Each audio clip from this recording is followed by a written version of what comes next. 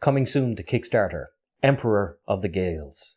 An interesting mix of civilization and Agricola based in 11th century medieval Ireland, full of Irish warbands and Vikings. Join us as we find out more.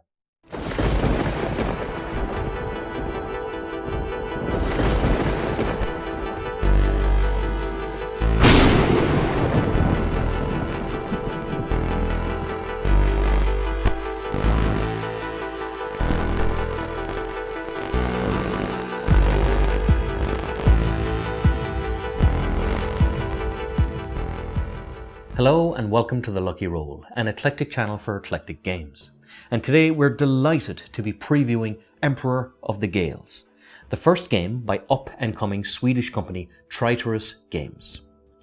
This is a 3 to 4 player game with a civilization hex-based feel in 11th century Ireland, where you explore and uncover resources, with an Agricola feel with a seasonal farming aspect in order to gain resources. Players compete to have the most victory points at the end of the game, and the game ends when either a Viking settlement has been successfully defeated, the first tower is completely built, or when you reach the end of the 4th in-game year.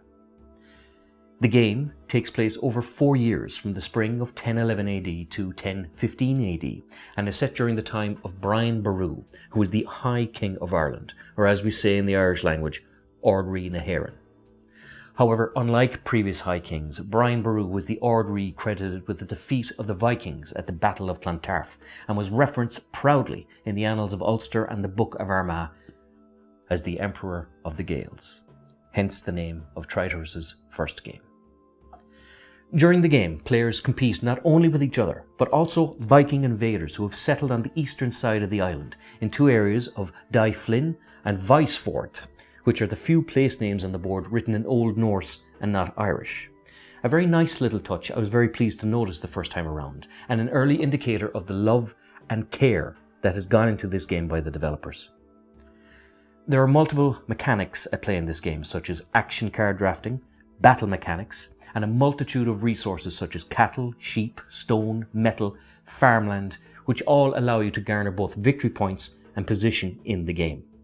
The game is complex, but also straightforward, as all player actions are dictated to by the position of the season marker calendar on the bottom right hand side of the board.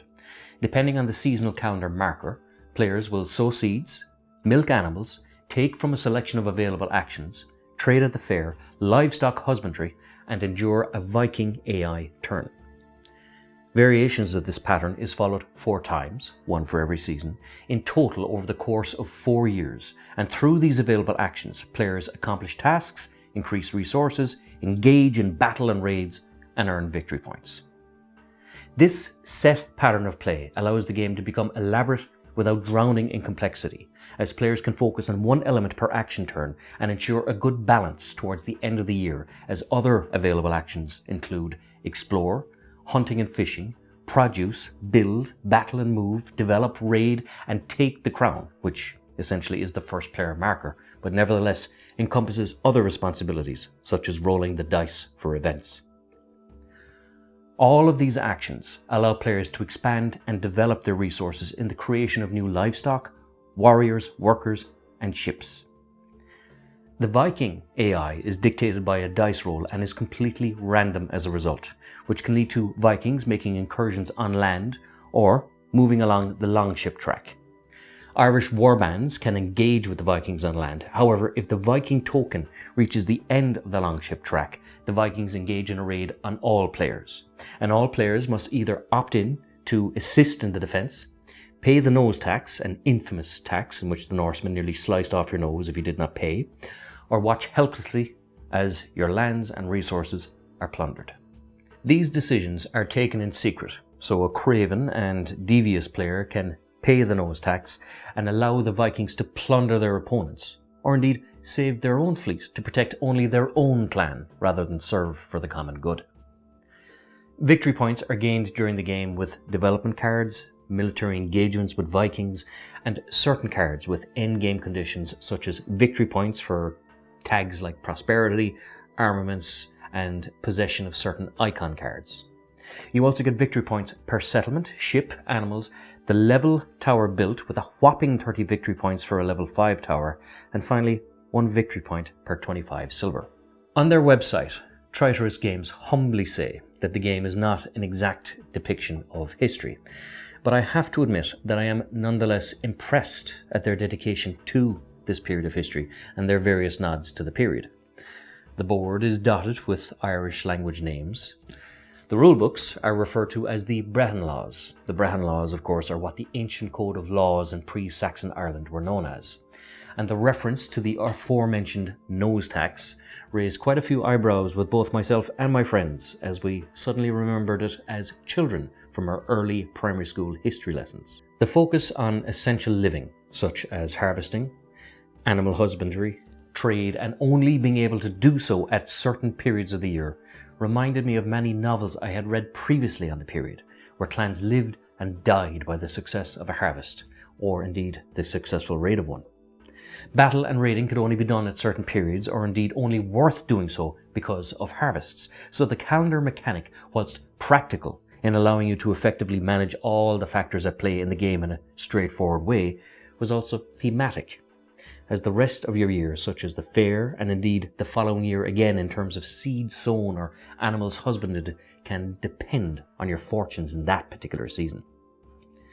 The game lasts from 120 to 180 minutes depending on player count, but you get a great sense of satisfaction at the development of your clan and when your plans for the following year bear fruit. It also gets you thinking and planning in seasons, much like Agricola, but forcefully engaging in exploration and defense attrition like Civilization. The components of the game as we have had it are of course the prototype and subject to change, but the resin chieftain warrior tokens, which very efficiently stack, and the usual assortment of animal and resource meeples are always a joy to behold in a development strategy game. The chieftains were a very accurate depiction of Irish warriors of the time, and the artwork on the cards is exceptional and lovingly reflects the imagery I remember from ancient depictions of Ireland. The board is a broad and table-commanding one, and seeing the expansion of your clan grow steadily from its starting area to nearly encompassing a whole province of Ireland is a very satisfying thing to see develop over the 4-year in-game period.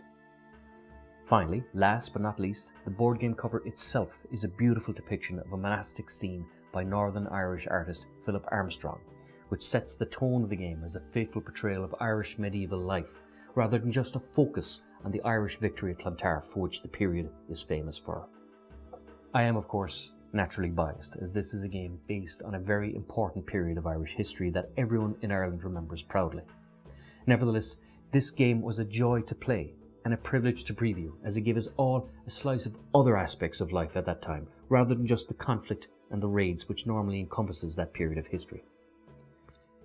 This is a game with incredible potential, and one I fully intend to back myself when it comes to Kickstarter in the 4th quarter of this year. And if this is a game that piques your interest, I would strongly urge you to please do check out the Kickstarter for yourself. Until next time, this is Sean from The Lucky Roll. As always, if you enjoy these videos, please like, subscribe, all that good YouTube stuff. And until next time, good luck, God bless, and stay safe.